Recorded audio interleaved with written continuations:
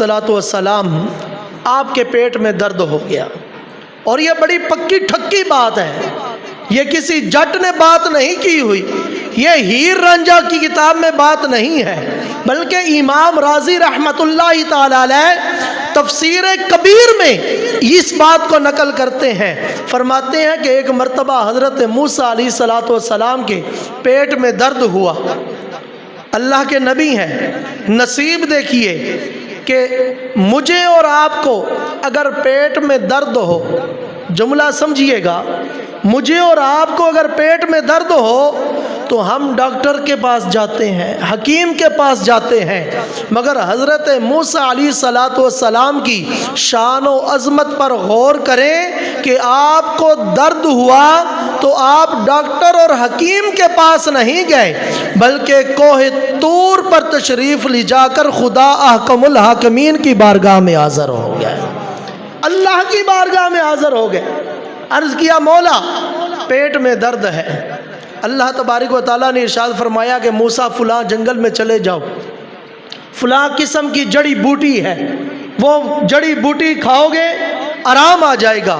حضرت موسیٰ علیہ السلام ارشاد سن کر جنگل میں جاتے ہیں، جڑی بوٹی کھاتے ہیں،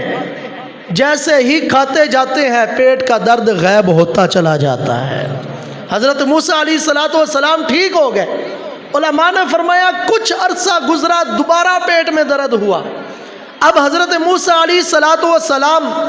کوہ طور پر تشریف نہیں لے گئے، بلکہ آپ کو علم ہو گیا تھا کہ میرے رب نے مجھے وہ بوٹی بتائی تھی،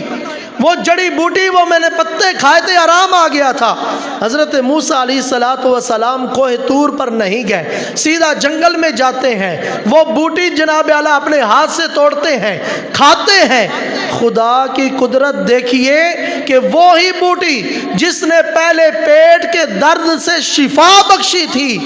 اب وہ بوٹی کھاتے ہیں تو پیٹ کا درد بڑھ جاتا ہے، پیٹ کا درد بڑھ جاتا ہے۔ بڑے حیران ہوتے ہیں، بڑے تعجب میں پڑتے ہیں، کوہ طور پر تشریف لاتے ہیں، مولا معاملہ کیا ہے، مولا مواجرہ کیا ہے؟ پہلے وہی بوٹی کھائی تھی جس کی وجہ سے میرا پیٹ کا درد ٹھیک ہو گیا تھا، اب میں نے وہی کھائی ہے، ٹھیک تو نہیں ہوا، البتہ درد بڑھ گیا ہے۔ تو اللہ تبارک و تعالیٰ نے فرمایا کہ اے موسیٰ، جب تم پہلی بار گئے تھے تو پہلی بار تم میرے حکم سے گئے تھے، پہلی بار تجھے میرا حکم تھا، میرا حکم سن کر گئے تھے، اور اس بوٹی میں میں نے اپنی مشیت کے مطابق شفا ڈال دی تھی۔ اب تم اپنی مرضی سے گئے ہو، اب تمہارا یقین اس بوٹی پر تھا، میری بارگاہ میں آتے میں پھر بھیجتا، پھر تم شفا یاب ہو جاتے۔ فرمایا اے موسیٰ کیا تم جانتے نہیں بے شک دنیا کی ہر چیز زہر قاتل ہے، دنیا کی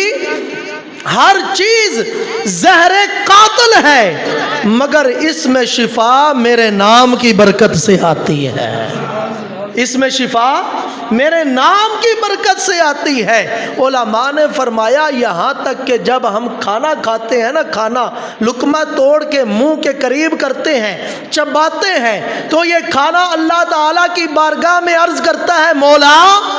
اس بندے کے منہ میں تو آ گیا ہوں، اب بتا میں نے اس کے لیے صحت بننا ہے یا بیماری بننا ہے۔